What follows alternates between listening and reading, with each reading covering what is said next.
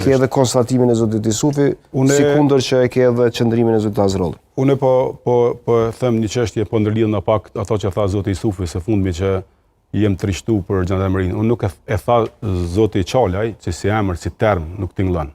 Edhe unë e thash nuk është mirë me pa në atë koncept si emën që jem trishtu, po me pa gjandarmerinë si koncept, si një forcë për të mirën e vendit, për integritet edhe për siguri.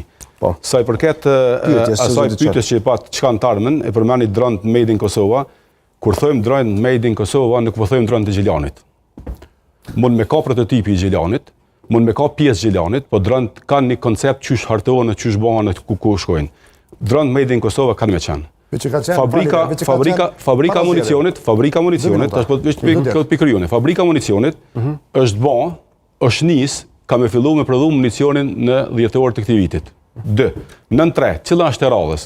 Është një projekt shumë madhor që kur s'është menu për ta, është për mbrojtjen e gjithë përfshirëse.